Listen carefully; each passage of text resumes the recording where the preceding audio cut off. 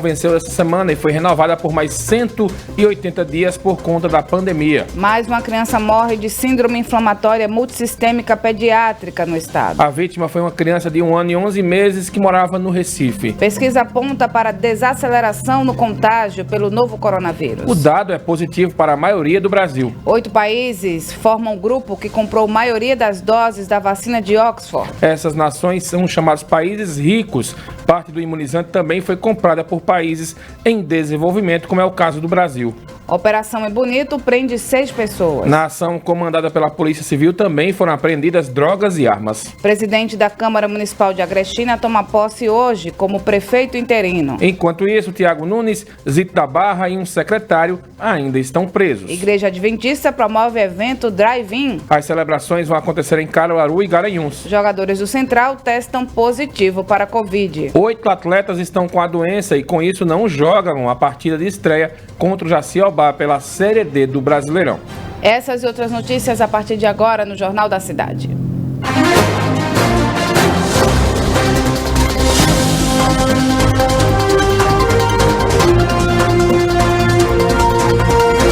Jornal da Cidade. Bom dia. Bom dia para você. Na tarde dessa quinta-feira, uma tragédia deixou uma criança de 3 anos morta. Maria Vitória morava em Trindade, no sertão do estado, e estava em casa junto com a mulher que tomava conta dela. A criança subiu em uma cadeira e colocou a cabeça na grade com a intenção de chamar a sua cuidadora. Mas a cadeira acabou se afastando e Maria Vitória ficou com a cabeça presa na grade. A criança morreu antes mesmo de receber os primeiros socorros. Tragédia. 7h04, em decreto publicado no Diário Oficial, o governador de Pernambuco, Paulo Câmara, prorrogou o estado de calamidade no estado em razão da pandemia. A medida vale por 180 dias, contados a partir da data da publicação, que foi 17 de setembro. Em 20 de março, 8 dias após as primeiras confirmações de casos da doença causada pelo novo coronavírus no estado, o governo havia publicado o decreto com a implantação da calamidade pública. O texto tinha prazo de 180 dias e expirou na última quarta-feira. O decreto considera que os habitantes dos 184 municípios pernambucanos afetados e no Distrito Estadual de Fernando de Noronha ainda não têm condições sanitárias de superar os danos e prejuízos provocados pela pandemia. 7h05, uma menina de 1 ano e 11 meses, moradora do Recife, é a segunda vítima da síndrome inflamatória multissistêmica pediátrica em Pernambuco. A morte foi um dos 2 casos confirmados essa semana pela Secretaria Estadual de Saúde, embora tenha ocorrido no início de agosto. A síndrome está associada à Covid-19 e acomete crianças e adolescentes. O estado contabiliza 18 casos desta síndrome. O segundo caso incluído na estatística trata-se também de uma garota. E ela também morava na capital pernambucana. A menina de 3 anos de idade está na lista das 16 vítimas curadas da síndrome. Os 18 casos tiveram teste positivo para o novo coronavírus, segundo a pasta. Ao todo, Recife conta com 5 casos da síndrome e 2 mortes. A região metropolitana concentra a maioria dos registros. 8 com 1 em Pujuca, 1 em Jaboatão dos Guararapes e outro em Goiânia. A Zona da Mata reúne 3 ocorrências. O Agreste teve 1 caso em Caruaru, 1 em Limoeiro e 1 em Santa Cruz do Capibaribe. A notificação, segundo a Secretaria de Saúde de Pernambuco, é algo recente, instituída no início de agosto. Desde então, os serviços de saúde ampliaram a atenção ao registro de novos casos e passaram a resgatar ocorrências do início da pandemia em março. E as autoridades incluíram a síndrome como uma das preocupações para o retorno das aulas presenciais. 9 dos 18 casos notificados pelo governo pernambucano são do sexo masculino e 10 do sexo feminino, com idades entre 1 e 13 anos. Muito bem, a pesquisa Covid-19-BR indicou que a epidemia está em desaceleração na maior parte do Brasil. Segundo dados da pesquisa, o percentual de brasileiros que apresentam anticorpos contra o coronavírus caiu de 3,8 em junho para 1,4 em agosto. A quarta fase dessa pesquisa teve 33.250 participantes de 133 cidades e foi feita entre 27 e 30 de agosto por uma equipe coordenada pelo reitor da Universidade Federal de Pelotas, Pedro Halal. Nas etapas anteriores, nas mesmas cidades, a soroprevalência estava crescendo 1,9%, 3,1% e 3,8% respectivamente. A região norte foi exceção porque algumas localidades afetadas no início da pandemia tiveram queda na proporção de soropositivos entre a segunda e a terceira fases do estudo. Segundo Pedro Halal, inicialmente se acreditava que os anticorpos contra o vírus permaneciam por muito tempo no organismo, mas evidências recentes indicam que o teste rápido capta com sensibilidade as infecções recentes, de até 45 dias, podendo também detectar infecções graves um pouco mais antigas. 7h07, o ministro da Saúde, Eduardo Pazuello, afirmou que o SUS não vai entrar em colapso devido à pandemia. Ana Rebeca Passos traz outras informações sobre o assunto. Ao tomar posse como ministro efetivo da Saúde, o general Eduardo Pazuello afirmou que o receio de que o SUS estaria em colapso devido à pandemia do coronavírus não aconteceu e não vai acontecer, mas que uma solução definitiva só virá com uma vacina.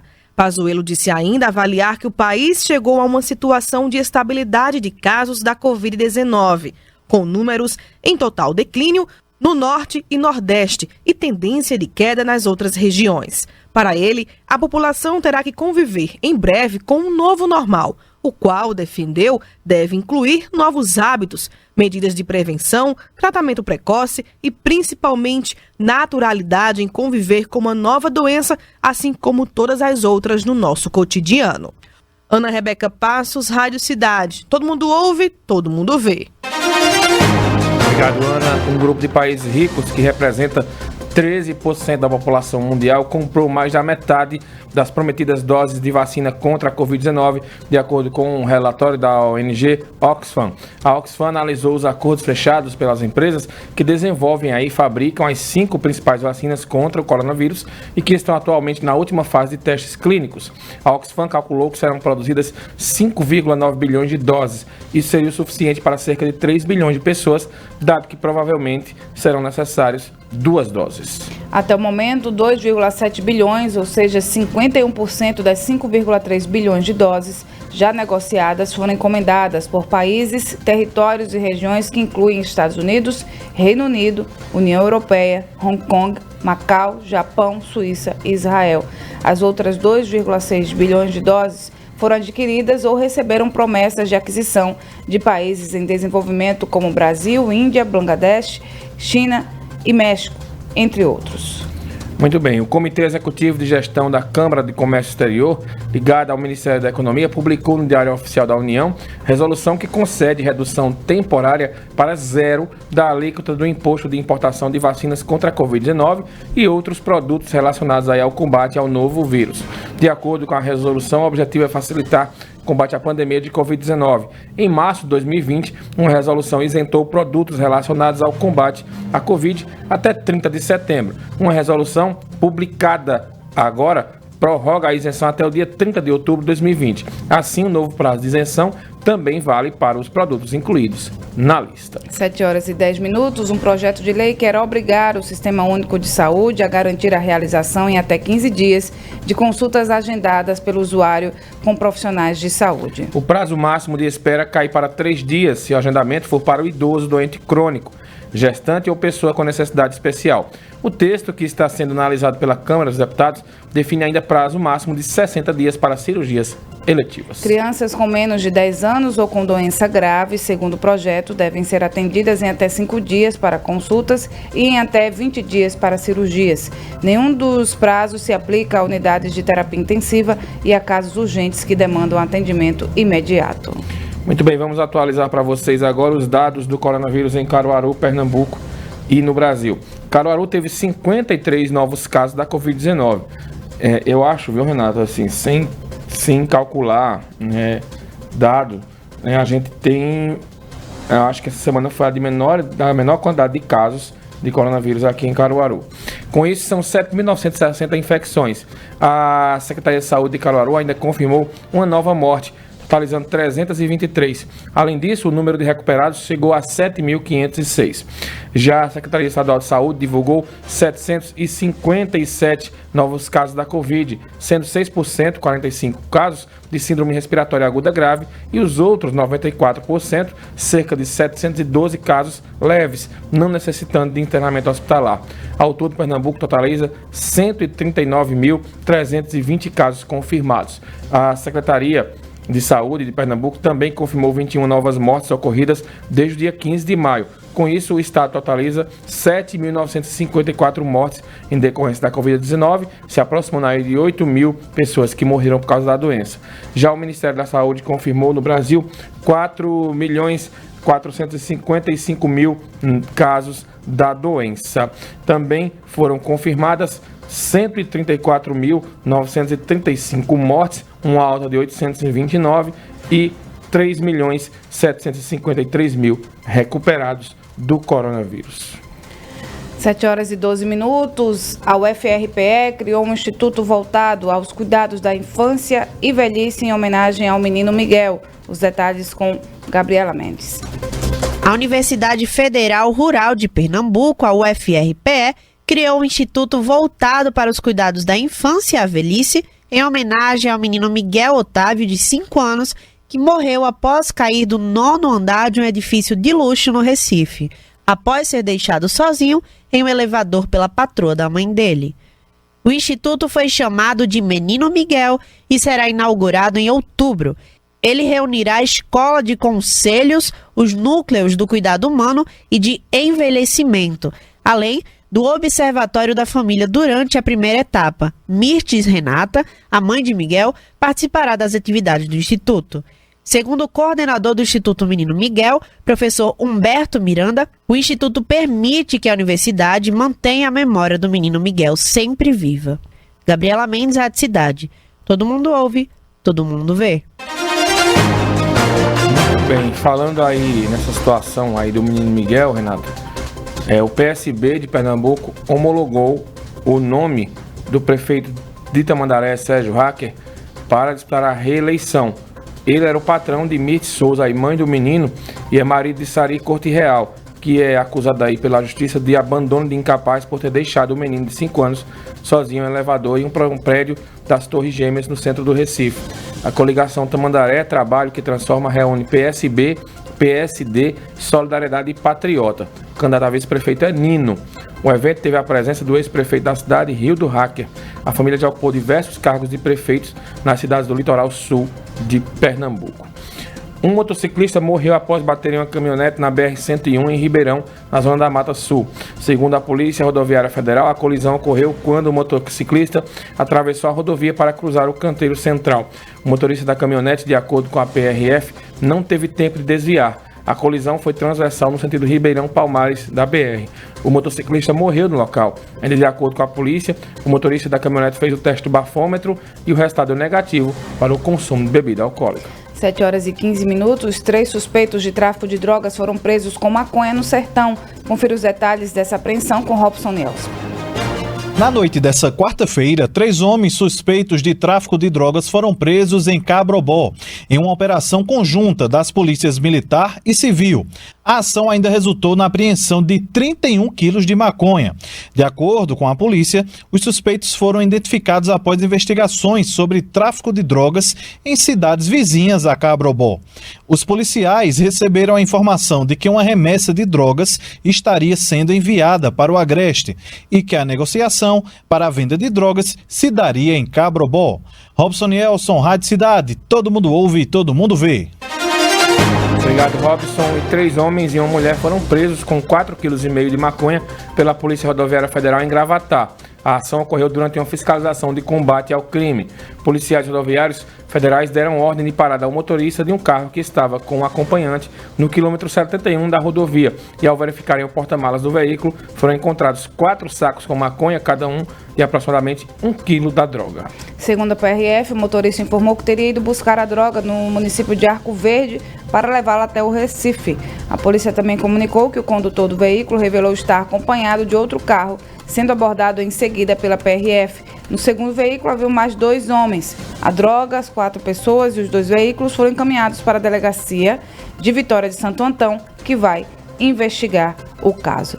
7h16, a gente vai para um breve intervalo e daqui a pouco a gente volta para falar sobre uma operação da Polícia Civil que apreendeu pessoas envolvidas em um grupo criminoso na cidade de Bonito.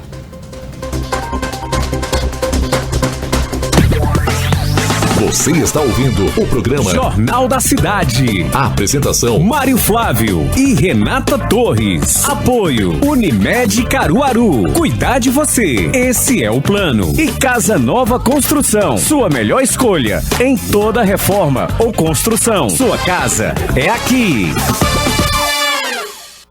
Na Casa Nova tem. Preço baixo de verdade? Na Casa Nova tem. Variedade e qualidade? Tem. Piso marmorizado branco 46 por 46 extra 22,90 à vista. Porcelanato 58 por 58 Pamesa 27,90 à vista. Massa corrida PVA 25 quilos balde só 33,90. Tinta Souvenir Glazurite Fosca latão cor branca 112,90. Faça suas compras também pelo site casanova.com.br com ofertas exclusivas. Na Casa Nova tem. Variedade e preço baixo? Tem. Casa Nova Construção. Sua casa é aqui.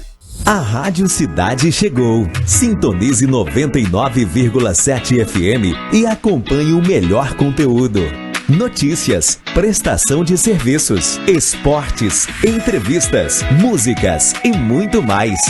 Também estamos nas plataformas Facebook, Instagram, Twitter, YouTube, Rádiosnet e TuneIn. Para mais informações, acompanhe nossas redes ou ligue 3721.000 ou 81 98243 5080. Rádio Cidade 99,7. Todo mundo ouve, todo mundo vê. Sismuc Regional, Trabalho e Luta. Rua Padre Félix Barreto, número 50, Maurício de Nassau. Telefone 81 3723 6542. Olá, eu sou Plácido e toda segunda-feira a gente se encontra no Manhã Cidade na coluna Chama o Arquiteto, com dicas de arquitetura e decoração. Contamos com a sua audiência aqui na Rádio Cidade. Todo mundo ouve, todo mundo vê.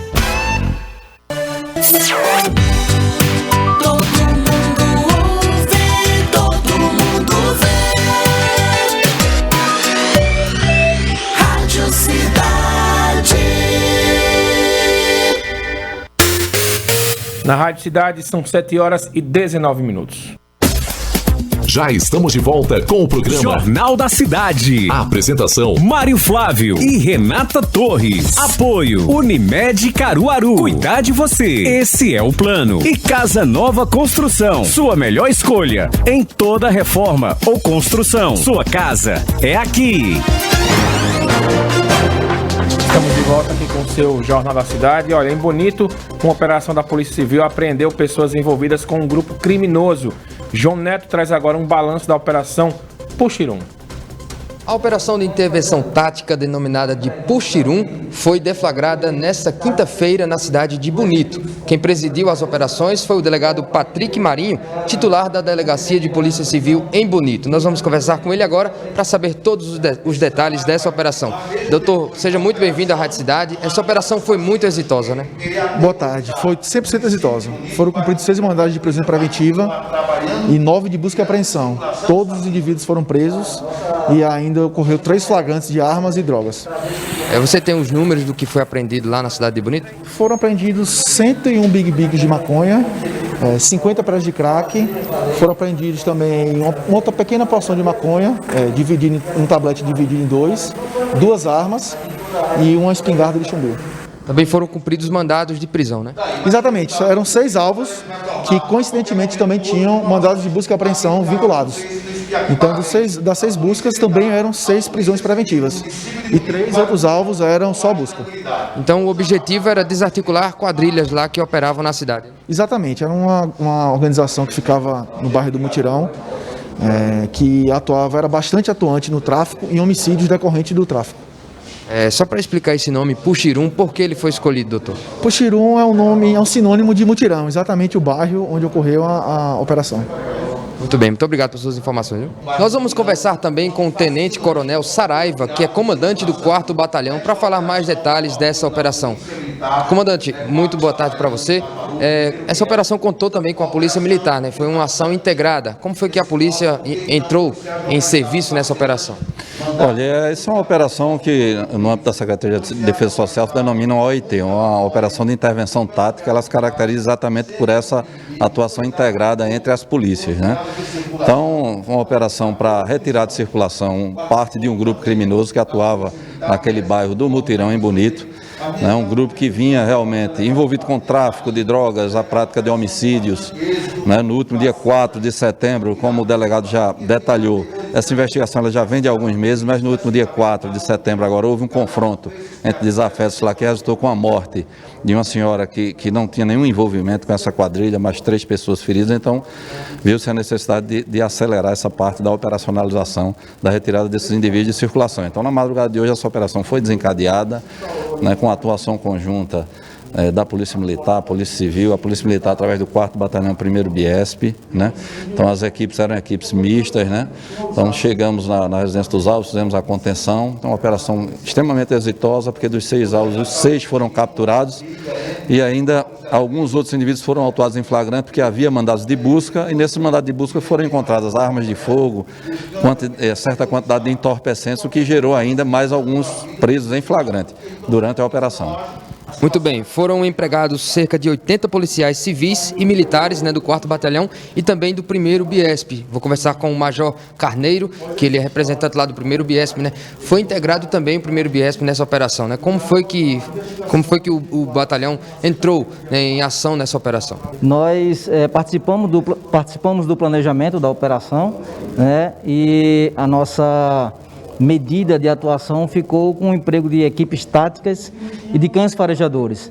Então nós utilizamos nessa operação esse nosso efetivo, um efetivo especializado, né, um trabalho bem mais apropriado para a ação, né, no que se diz respeito às buscas, né, os cães farejadores fizeram ali varreduras nas casas, nos arredores das casas. As nossas equipes táticas atuaram também no cumprimento de mandado de busca e apreensão. Então nós participamos com um emprego especializado nessa operação tão exitosa. Muito obrigado, Major Carneiro, por suas informações. Eu volto ao estúdio. João Neto, Rádio Cidade. Todo mundo ouve, todo mundo vê. Obrigada, João, pelas informações. A polícia autuou 4 pessoas por exercício ilegal da odontologia em Jaboatão dos Guararapes. As informações com Tiago Silva, direto da Rádio Clube de Pernambuco. Uma fiscalização do Conselho Regional de Odontologia de Pernambuco, em parceria com a Polícia Civil de Pernambuco, resultou na autuação em flagrante de 4 pessoas por exercício ilegal da profissão. Segundo o CROPE, os flagrantes ocorreram em laboratórios de prótese dentária nas imediações da Feira de Prazeres, em Jaboatão dos Guararapes, na região metropolitana do Recife. De acordo com a Polícia Civil, os autuados foram 2 mulheres de 40 e 60 anos e 2 homens de 45 e 48 anos. Todos foram conduzidos à Delegacia de Jaboatão dos Guararapes para procedimentos legais, onde foram lavrados os termos circunstanciados de ocorrência, no caso TCO. As equipes encontraram ainda materiais e equipamentos odontológicos, agenda de marcação de pacientes, recibo de pagamentos e, em um deles, pessoas que aguardavam atendimento. O material e os equipamentos encontrados foram recolhidos pela Polícia Civil e as informações sobre a ação serão encaminhadas à Vigilância Sanitária Municipal. Abre aspas, o Conselho Regional preza pelo exercício ético legal da odontologia. Fecha aspas, defende o CROPE no comunicado. Dos estúdios da Rádio Clube de Pernambuco, Tiago Silva para a Rádio Cidade. Todo mundo ouve, todo mundo vê. Obrigado aí, Tiago, pelas informações. 2 pessoas foram apreendidas suspeitas de matar um homem em Catende. Quem traz outras informações desse caso é Jorge Brandão. Um jovem de 19 anos foi preso em flagrante e um adolescente de 14 apreendido suspeitos de matar um homem de 23 anos em Catende, na zona da Mata Sul de Pernambuco. O caso aconteceu no Alto da Jaqueira. De acordo com a Polícia Civil, os suspeitos invadiram a casa da vítima, levaram o jovem para fora e atiraram. A vítima não resistiu e morreu no local. Segundo a polícia, o caso será investigado pela delegacia de Catende. Jorge Brandão, Rádio Cidade. Todo mundo ouve. Obrigado, Jorge. O informativo Jornalistas e Companhia lançou o relatório Efeitos da Pandemia sobre o Jornalismo, uma visão global, ressaltando que o novo coronavírus acelerou mudanças já em curso no setor de mídia, entre outras conclusões. Segundo o estudo, a pandemia veio lembrar a todos da importância crucial do jornalismo. Cruzando dados de divergentes fontes, o relatório avalia que recordes de audiência e ganho de confiança são um prêmio para a mídia que se consolidou como uma fonte confiável de notícias nos momentos decisivos. No Brasil, o relatório destaca 25% de aumento da audiência matinal. Em programas de rádio e jornais impressos, também TV, bateram recorde de 73 milhões de consumidores únicos em abril. E nesse bolo aí está a Rádio Cidade. 7 horas e 27 minutos, com a temperatura mínima média em agosto de 18,9 graus, o Recife registrou o menor índice para o mês em 20 anos, segundo o levantamento do IMET. O número é 2 graus abaixo da média histórica de 20,9 graus. O recorde anterior era de 19 graus, registrado em 2019. A menor mínima do mês foi alcançada em 25 de agosto, quando a estação do IMET registrou uma temperatura mínima de 16,6 graus na capital pernambucana. Essa foi a menor temperatura mínima diária do mês de agosto nos últimos 20 anos. A maior temperatura máxima diária do mês foi 28 graus, registrada no dia 28 de agosto. Muito bem, o projeto de lei 4.527/20 aumenta a penalidade imposta àquele que obtém vantagem econômica decorrente de fraude a processos licitatórios. O texto em tramitação na Câmara dos Deputados altera a lei de licitação e contratos. Pela proposta, quem frustrar ou fraudar o caráter competitivo do procedimento licitatório com o intuito de obter vantagem, poderá receber pena de reclusão de 4 a 10 anos e ainda multa. Atualmente, nesses casos, a penalidade é de reclusão de 2 a 4 anos e multa. Além disso, o texto prevê que a pena deverá ser aumentada de 1/3 até metade da sanção padrão, se licitação for destinada à aquisição de bens e materiais para áreas de saúde ou educação. Atualmente, a norma não prevê esse tipo de agravante. 7 horas e 29 minutos, o projeto de lei complementar que divide Pernambuco em 11 microrregiões de saneamento foi aprovado em primeira discussão na reunião plenária da ALEP. A iniciativa visa cumprir a diretriz de prestação regionalizada e de abastecimento de água e esgotamento sanitário do novo marco legal de saneamento básico. A meta é universalizar esses serviços até 2033 em todo o Brasil. A proposta do Poder Executivo Estadual, que reúne os municípios de acordo com o atual compartilhamento de instalações operacionais e de infraestrutura entre as cidades, foi aprovada com 35 votos favoráveis, 10 contrários e 1 abstenção. Uma emenda apresentada pelo deputado Antônio Coelho, do Democrata, que daria ao município a prerrogativa de aderir ou não às microrregiões, foi considerada inconstitucional pelo Colegiado de Justiça e rejeitada em plenário. A Universidade Federal de Pernambuco, por meio da Pró-Reitoria para Assuntos Estudantis, realizou na Biblioteca Central mais uma entrega de tablets aos estudantes contemplados aí com equipamento eletrônico no edital para a inclusão digital no semestre suplementar 2020.3. No total, 1.766 estudantes já foram atendidos ou com auxílio financeiro ou com tablet para poder realizar as atividades remotas. Dos 253 estudantes convocados para recebimento, 111 não compareceram. De acordo com o pró-reitor Fernando Nascimento, eles terão uma nova chance. Os que são de cidades distantes ou fora do estado receberão o tablet por SEDEX. Os que residem próximo aos 3 campos serão reconvocados a comparecer para receber. Caso não compareçam, outros estudantes serão classificados. O pró-reitor Fernando Nascimento informou ainda que a Pró-Reitoria para Assuntos Estudantis já cadastrou os alunos contemplados com dados móveis e está aguardando o envio dos chips por meio do MEC para distribuição. O edital contou com 3 modalidades: apenas concessão de dados móveis, apenas comodato de equipamentos eletrônicos e concessão de dados móveis e comodato de equipamento eletrônico. 7h31, pessoas que precisam ter acesso a serviços do Sistema Único de Saúde que não estão disponíveis ou que necessitam que o Estado passe algum tipo de tratamento podem procurar o Tribunal de Justiça de Pernambuco e a Defensoria Pública do Estado. As duas instituições oferecem ajuda para tentar resolver o problema por meio de acordos consensuais sem a necessidade de um processo judicial. O serviço gratuito é oferecido na sede da Defensoria, no bairro da Boa Vista, na área central da capital pernambucana.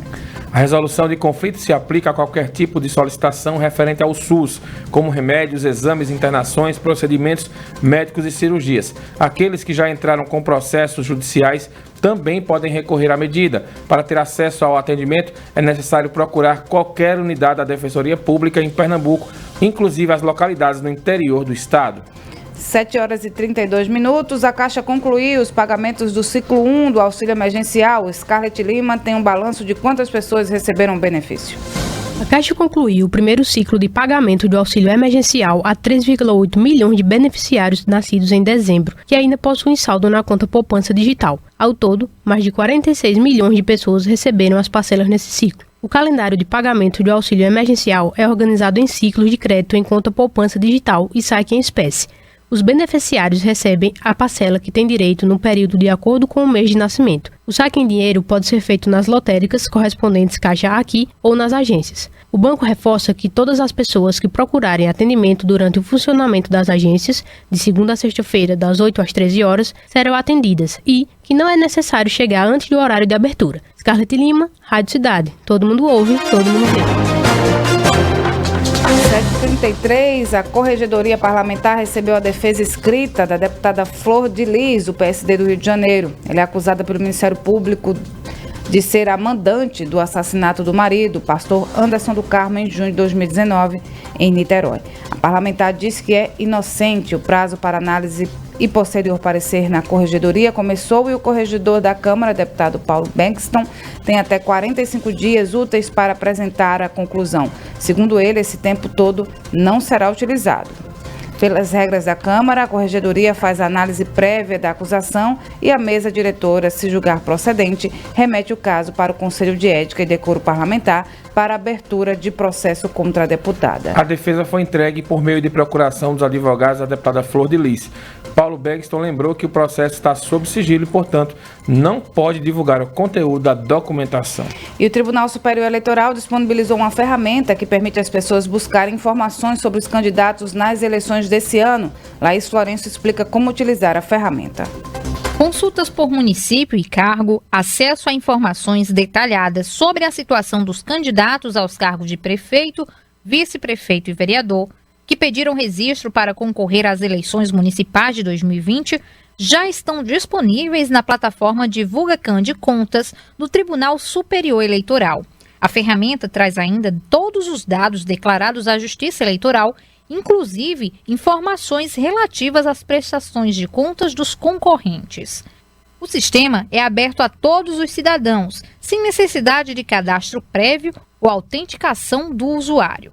Na consulta, basta selecionar a unidade da federação no mapa ou a sigla do estado que quiser informações. Selecionando o nome do candidato, é possível obter informações sobre o seu número, partido, composição da coligação que o apoia, se for o caso, nome que usará na urna, grau de instrução, ocupação, site do candidato, limite de gastos da campanha, além de proposta de governo, descrição e valores dos bens que possui, além de eventuais registros criminais. Também é possível acompanhar a situação do pedido de registro e eleições anteriores das quais o candidato tenha participado. Laís Florencio, Rádio Cidade. Todo mundo ouve, todo mundo vê. A gente segue falando sobre eleições. Essa semana você está acompanhando uma série de reportagens sobre temas importantes para o pleito desse ano. O assunto trazido por Mário Flávio hoje é a propaganda eleitoral e o que pode e o que não pode esse ano. Confira. Com o fim do prazo aí para a realização das convenções, a preocupação agora dos pré-candidatos diz respeito à propaganda eleitoral. E tudo começa a partir do dia 27 deste mês. Para tirar as dúvidas sobre o que pode e o que não pode, eu vou conversar agora com Malu Lacerda, que é especialista em direito eleitoral. Rádio Cidade. Eleições 2020. Então, dia 27 deste mês começa para valer a propaganda eleitoral. Estou aqui com Malu Lacerda, né, ela que é uma das cigarras, a hora da cigarra, e vai também opinar sobre isso. Ela que é especialista no assunto. Malu, até o dia 27, o que é que os candidatos podem e não podem fazer? Ou não pode fazer de jeito nenhum propaganda partidária, propaganda eleitoral nesse período? Olá, Mário. Olá a todos os ouvintes. Mário, a gente terminou um prazo agora de convenção, né? Terminando no dia 16. Agora se inicia o prazo de registro de candidatura até o dia 26 de setembro, né? Os partidos têm que protocolar o registro de candidatura de seus pré-candidatos. E a partir do dia 27 se inicia o período legal de propaganda eleitoral. Então, até o dia 27 estamos vivenciando num período de pré-campanha ainda que a gente fala, onde não é possível realizar o pedido explícito de votos, mas somente realizar determinadas condutas que estão previstas, né, na legislação. Então, não é um período ainda em que pode ser realizado aqueles atos de propaganda, como caminhadas, passeatas, carreatas, fazer o pedido explícito de votos, divulgar um número em que o pré-candidato vai concorrer nas urnas. Não é possível ainda. Somente a partir do dia 27 é que a gente inicia esse período legal, inclusive com a propaganda na internet. Agora, o que precisa ficar também esclarecido para os nossos ouvintes aqui, e também para os pré-candidatos, né, Malu? É que dia 27 inicia o período de propaganda eleitoral na internet e de divulgação, mas no rádio e na TV a propaganda ela começa mais adiante, né? Isso mesmo, é bom a gente fazer essa distinção. A partir do dia 27, a gente começa ali aquele prazo geral de propaganda eleitoral, aquele prazo de campanha que a gente fala. Mas somente a partir do dia 9 de outubro, né, terminando ali no dia 12 de novembro, é que começa o horário eleitoral gratuito no rádio e na TV, né, para aqueles candidatos que já estão ali com seus registros provavelmente deferidos ou ainda subjúdice, né, realizarem essa propaganda nos veículos, essa comunicação nos veículos de comunicação, no rádio e na televisão. Inclusive, Mário, é importante a gente registrar que a partir do momento em que os partidos políticos eles interpõem os registros de candidatura de seus candidatos, eles já podem ali, mesmo que não tenham uma decisão final da Justiça Eleitoral, eles podem participar dos atos de campanha, podem realizar propaganda, podem angariar recurso, pode fazer gasto de campanha, mesmo que o registro de candidatura esteja sob júdice. Pronto, obrigado, Maria Luísa Lacerda, que volta amanhã na hora da cigarra.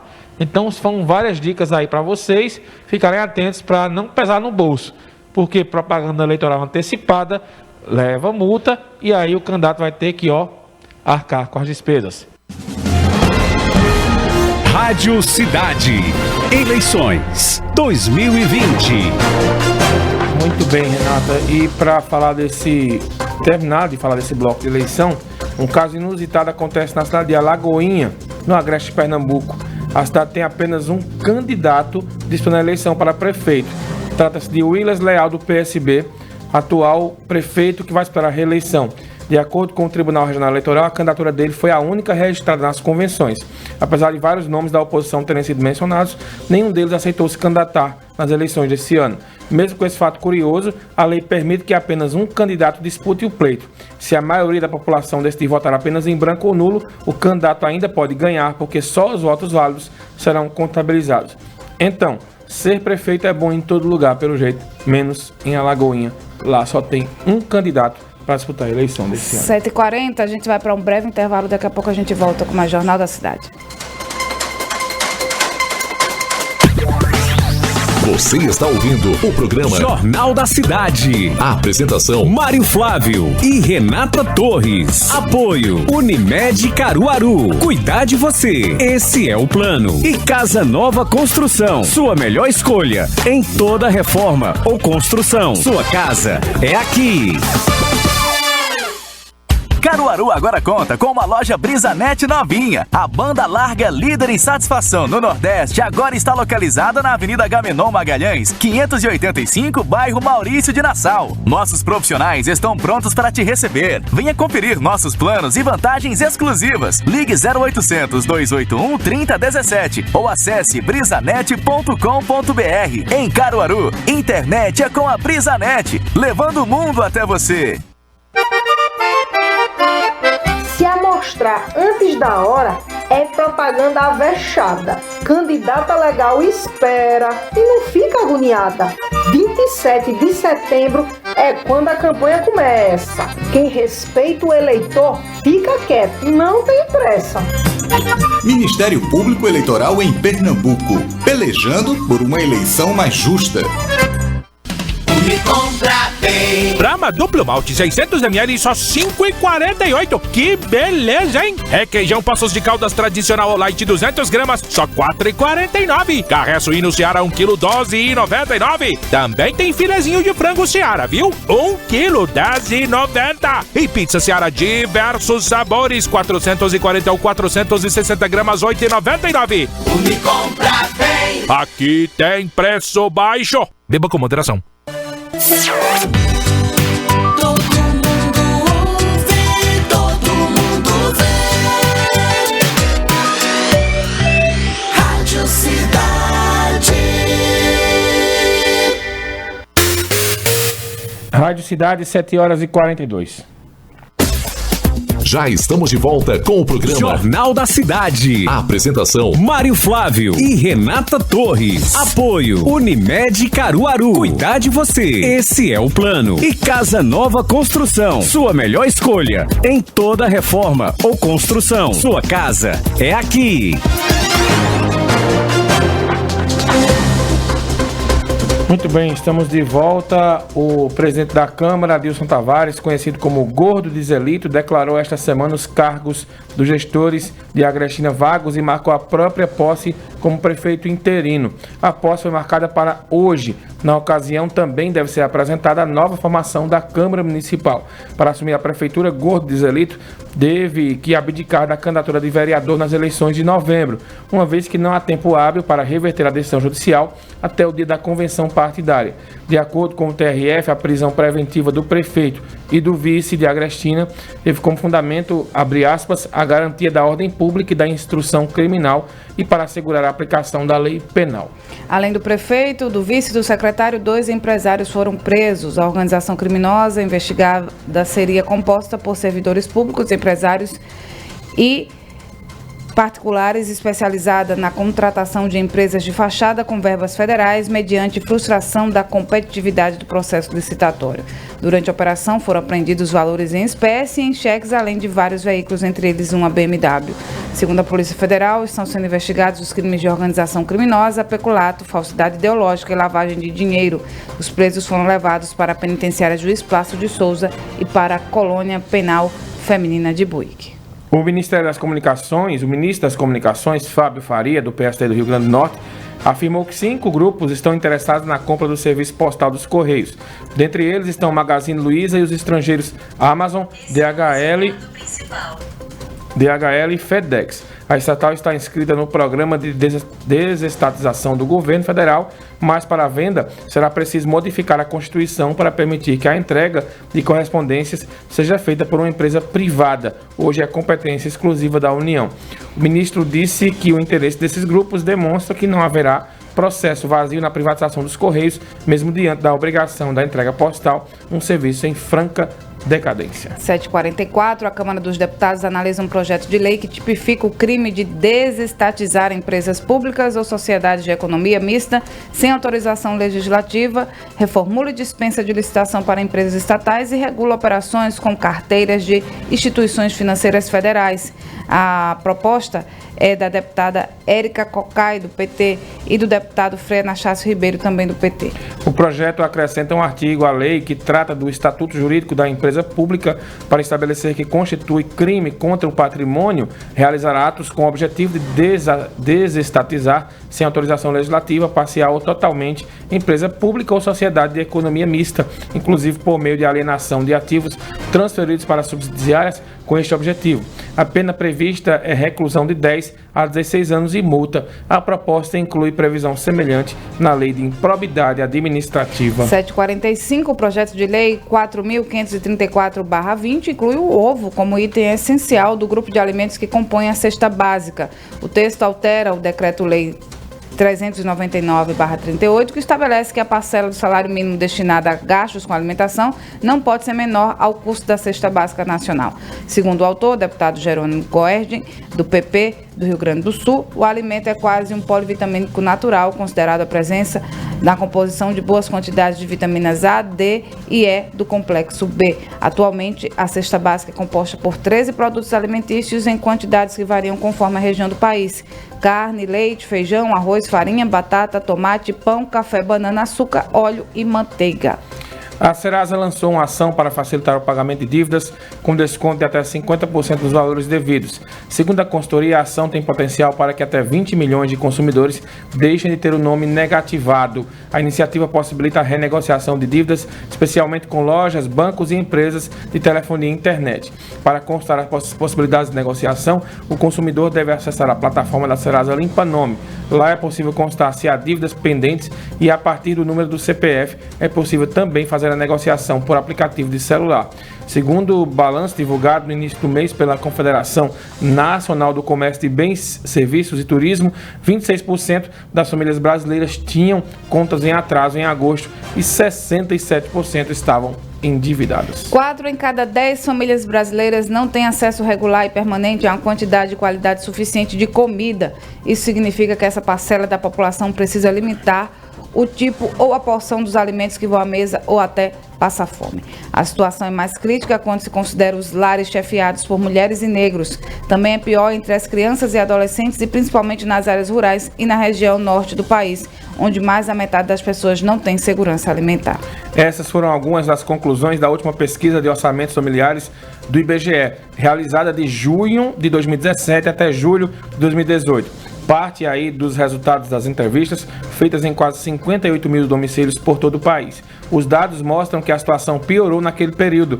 A porcentagem de famílias que vivem com algum grau de insegurança alimentar vinha diminuindo nas últimas décadas. Eram 35% em 2004, 30% em 2009 e 23% em 2013. O estudo mais recente, porém, o número saltou para 37%.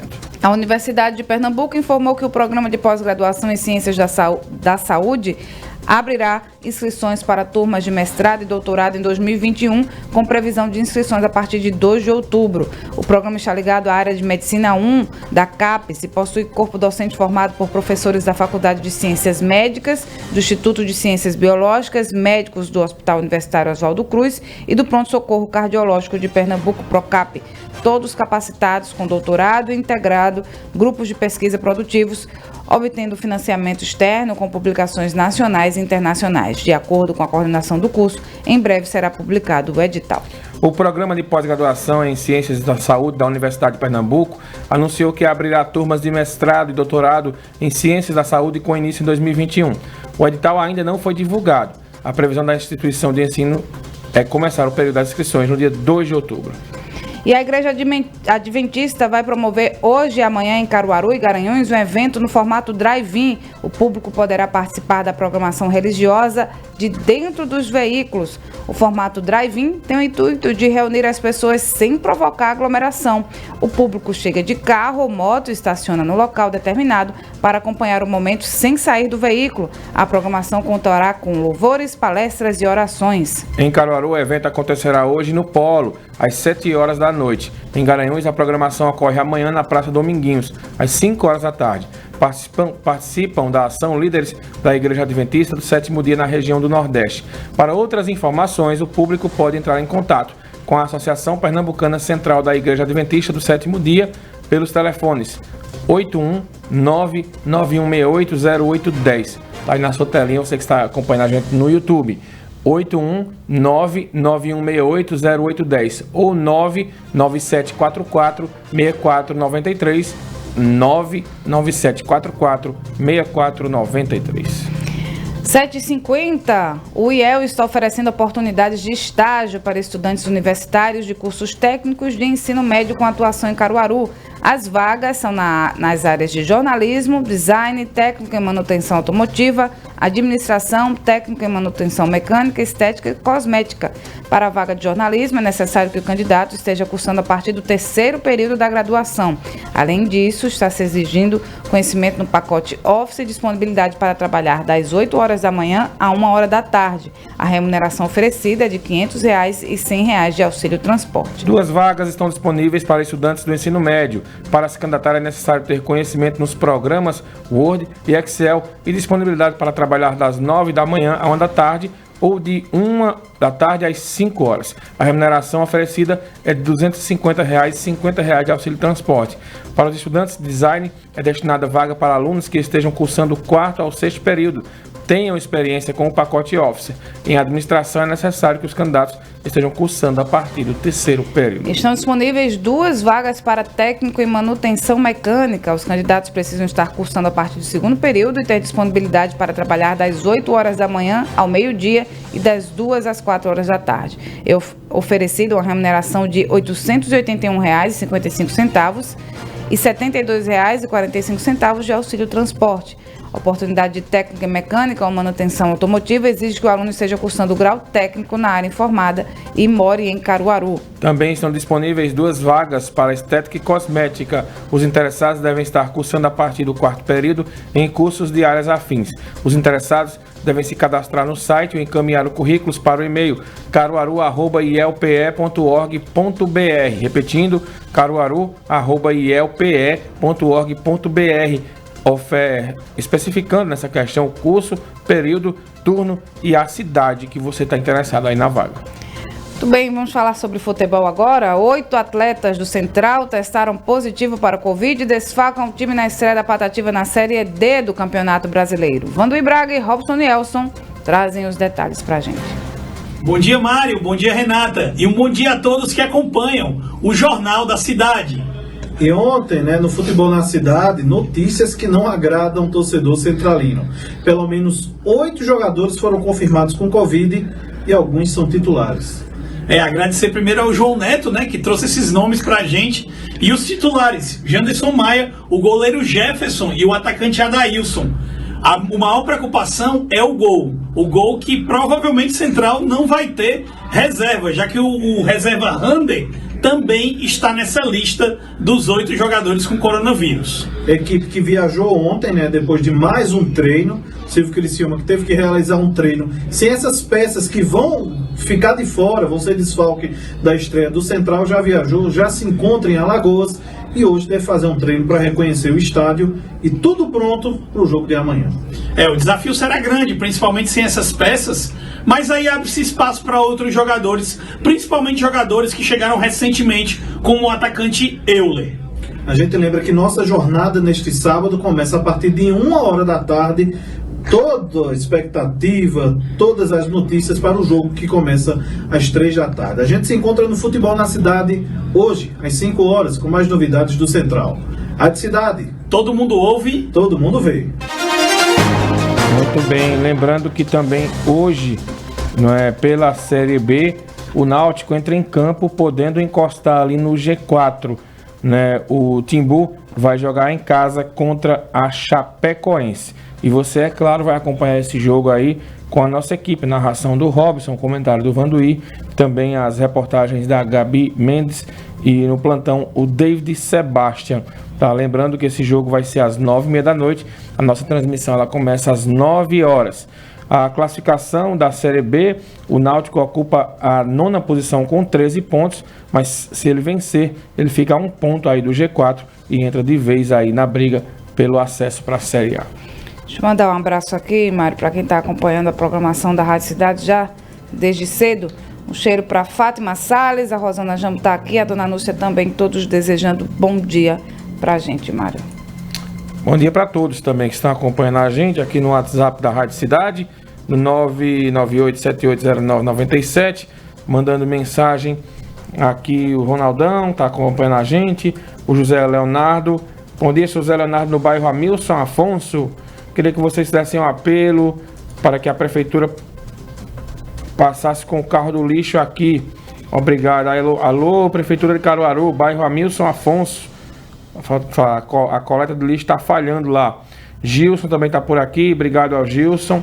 Né? O Pedro também, quem deseja um bom dia para a gente aqui, não assinou o nome. Enfim, a galera que tem que mandar o nome também, né? Para a gente registrar a participação. Né? O Josemar Rabelo disse que está acompanhando a gente da Avenida da Engazeira, na saída do plantão. Valeu, Josemar, obrigada pela audiência. O Flávio, o Caio do Alto do Moura também está aqui. Luciano de Guarabira, o Silvio José, toda essa galera, Paulo Júnior, Rogério Simpliano também estão acompanhando aqui a programação da Rádio Cidade pelo 99.7 ou pelas diversas plataformas de transmissão que a gente tem. Cada vez mais as pessoas assistindo pelo YouTube. Se você ainda não se inscreveu no canal da Rádio Cidade, vai lá, Rádio Cidade 99.7, se inscreve, ativa as notificações, né, ali no sininho, para toda vez que a gente tiver ao vivo, vocês já conferirem a nossa programação. A Rádio Cidade é uma emissora do Grupo AJS de Comunicação. O Jornal da Cidade tem edição de Laís Florencio. A produção é de Ana Rebeca Passos, Scarlett Lima e Jorge Brandão. A edição de áudio e imagens é de Paulo Silva e Adilson Tavares. Os trabalhos técnicos de Wagner Alex, Fábio Bela e Márcio Diego. A criação visual é de Rodrigo Miranda. A direção de produção e programação é do Mário Flávio. A direção de jornalismo é de Renata Torres. A direção administrativa de Rodolfo Silva e a direção geral é de Adolfo José. Tenham todos um ótimo dia. Não saiam daí que em 3 minutinhos a gente está de volta com Manhã Cidade.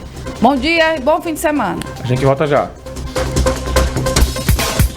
Você ouviu na Rádio Cidade o programa Jornal da Cidade. A apresentação Mário Flávio e Renata Torres. Apoio Unimed Caruaru. Cuidar de você. Esse é o plano. E Casa Nova Construção. Sua melhor escolha em toda reforma ou construção. Sua casa é aqui. CYI 785 Rádio Cidade Caruaru, FM 99,7. Uma emissora do Grupo AJS de Comunicação.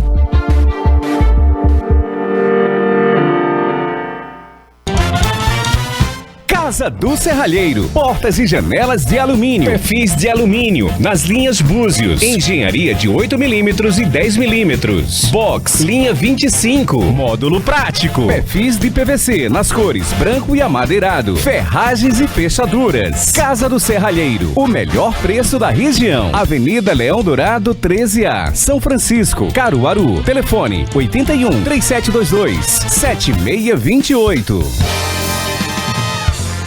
Pense em uma coisa que se espalha progressivamente, contamina as famílias, afasta as pessoas e traz consequências muito graves para a sociedade. Não é exatamente um vírus, mas é como se fosse. São as fake news. Nesse ano eleitoral, cuidado, elas podem invadir os seus grupos de WhatsApp, suas redes sociais e fazer um mal danado para a democracia. Fique atento, procure saber qual é a fonte, faça uma consulta nas plataformas de checagem e só compartilhe aquilo que for verdadeiro. Quem espalha fake news prejudica outras pessoas, a si mesmo e pode estar cometendo um crime. Se for fake news, não transmita. Justiça eleitoral, a justiça da democracia.